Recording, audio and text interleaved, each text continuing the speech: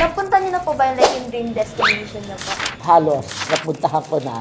Pero ako mahilig ako magbitbit ng empleyado. Minsan marami pa ako nakukuha information sa kanila.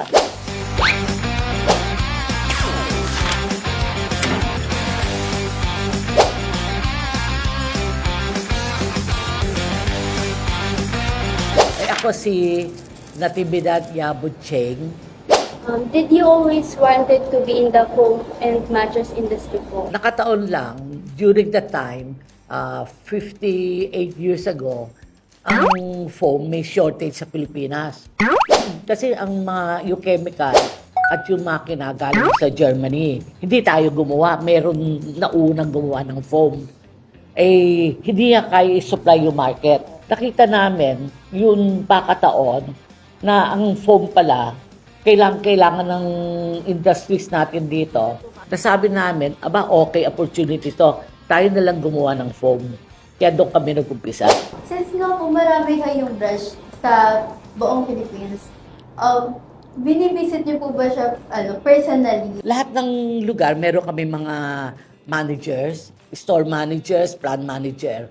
Ngayon, meron din kami isang head para sa Visayas and Mindanao. Either sila pumunta dito, nag-attend, at sinicheck, nag-visit sila sa planta para yung compare nila kung ano ginagawa nila doon at dito. Kailangan try mo, mabisit lahat.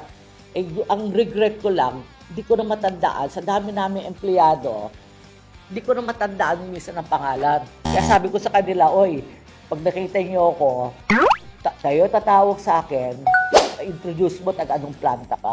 Ano po yung Uratex well known for its beds? How do you ensure it's durable and provide good value for money po?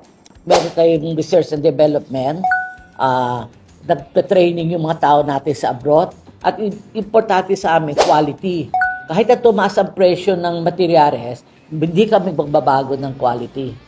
Hindi kami magbabago. Basta kung anong sinabi namin sa customer, ito yung quality, itong guaranteed namin, hanggang ngayon yun ang ginagawa namin. Sino po yung nag-motivate sa inyo para po maging ganito yung kalabasan ng Uratex? Alam mo, siyempre, galing tayo sa hirap. Ay, ayaw ko naman habang buhay, mahirap ako, di ba? Kailangan mo tulungan yung magulang mo, mga gastos sa bahay. Kaya napilitan kami magnegosyo. Ay, nasa namin na negosyante, mas may chance kumita ng malaki. Napunta niyo na po ba like yung dream destination niyo po? Halos, napuntahan ko na. Pero ako mahilig ako magbibit ng empleyado. Minsan marami pa ako nakukuha information sa kanila. Ito huling travel ko, kasama ko 32 employees. Tinito sila sa Hong Kong. Ano po yung mga strategies na ginagamit nyo po para po makipag-compete sa other foreign brands? Yun foam barky Yun, meron din nag-invest dito. Pero, siyempre, mas magaling ang Pilipino. Kahit na foreigner sila, tandaan ninyo. Ang Pilipino, mas magaling. Huwag tayo mapapatalo sa ibang bansa. Kung kaya natin, gawin natin, di ba? At isa pa, importante, yung trust ng customer sa inyo. Habang nandito yung negosyo, bigay natin yung good quality sa customer para hindi magreklamo. Pag nag-trust sa atin, hindi mo na kailangan mag-sales stock Sila mismo lalapit na sa atin, bibili.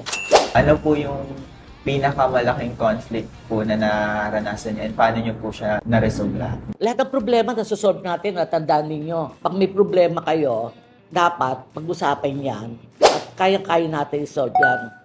Ang pinakamalaking naging problema ko dati,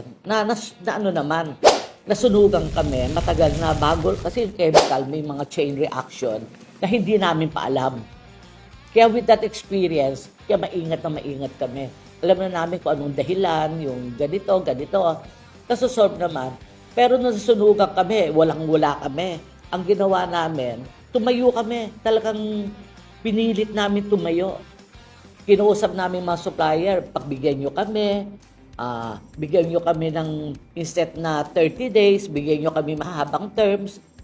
Within 1 year, nakatayo na kami. Ang problema, hindi problema. Kaya-kaya, kausapin yung magulang nyo, kaibigan, mga advisor ninyo, hingi kayo ng tulong.